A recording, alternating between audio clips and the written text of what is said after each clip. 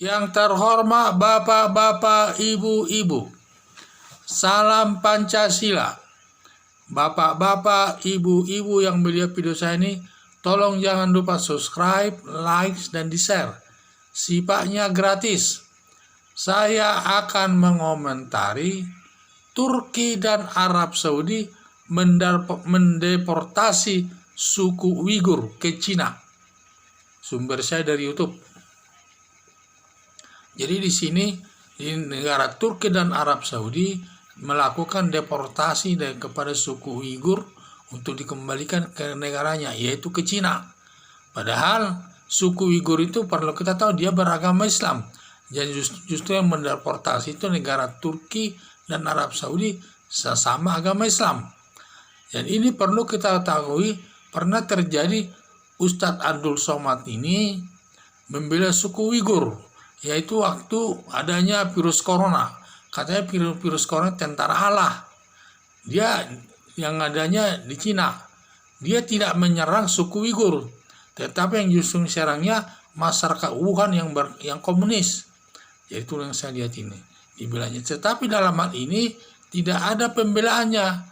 Jadi ini saya lihat suku Uighur ini di Cina dideportasi. Mungkin hubungannya ke tenaga kerja kurang jelas ya.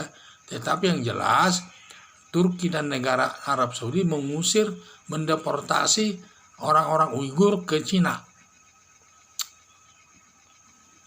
Padahal kita ketahui suku Uighur itu adalah beragama Islam. Sesama beragama Islam. Jadi yang saya lihat sini PA212 dalam adanya Turki dan Arab Saudi mendeportasi daripada suku Uighur yang beragama Islam ke Cina, tidak ada gerakannya, tidak ada didiamkan. Sepertinya tidak ada masalah, tidak melakukan demonstrasi besar-besaran kepada negara Turki atau Arab Saudi. Diam saja. Jadi sifatnya saya lihat dia ini membela negara itu diskriminatif. Kalau negara Indonesia dimasuki tenaga Cina dari Cina masuk ke Morowali, mau bekerja di bahan tambang, semua demonstrasi, semua PA212 sampai kedutaan besar Cina di Indonesia ini. Tetapi saya lihat masalah deportasi Turki yang dilakukan Turki kepada dan Arab Saudi kepada suku Uighur tidak melakukan demonstrasi atau kritikan kepada negara Turki maupun Arab Saudi yang diperwakilannya di negara Indonesia ini. Sepertinya PA21 dia pura-pura tidak tahu adanya deportasi itu.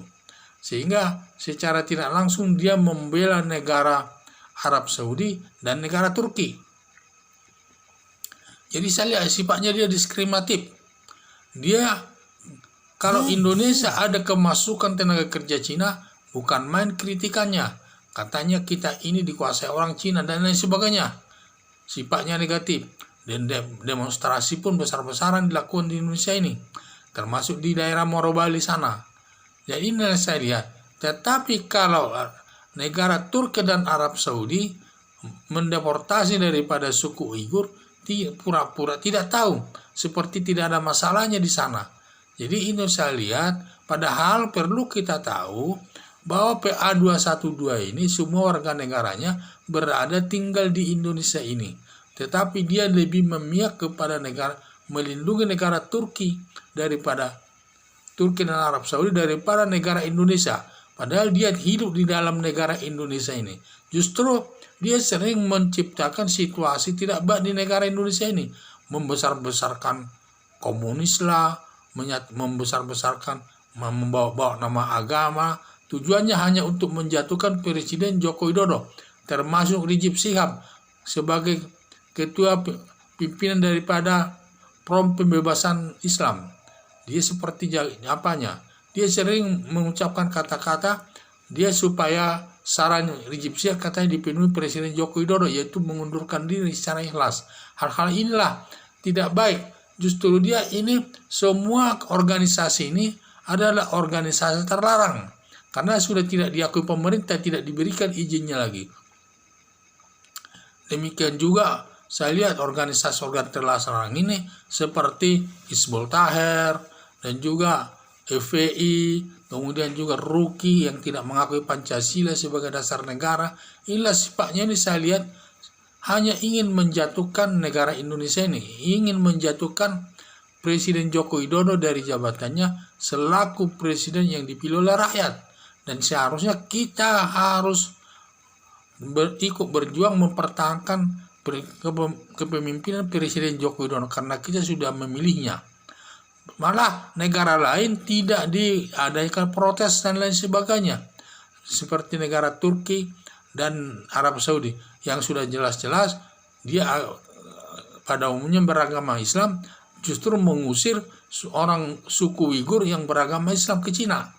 Nah ini justru itu dibilangnya pura-pura tidak tahu, walaupun dia tidak bersuara tetapi tidak melakukan reaksi apapun sedikit. Jadi sifatnya dia lebih membela negara asing daripada negara Indonesia. Padahal kalau dengan Indonesia, saya lihat dia ingin menjatuhkan Presiden Joko Widodo di jabatannya. Padahal dia hidup di alam Indonesia ini. Jadi harapan saya, janganlah begitu. Kalau dia hidup di Indonesia itu, mari kita dukung kepemimpinan Presiden Joko Widodo. Jangan mencari-cari masalah. Yaitu kita harus mendukung dan juga ikut membela kepemimpinan Joko Widodo karena rakyat Indonesia sudah memilihnya, apapun alasannya. Karena rakyat Indonesia sudah memilihnya lewat pemilihan umum. Sekian dan terima kasih.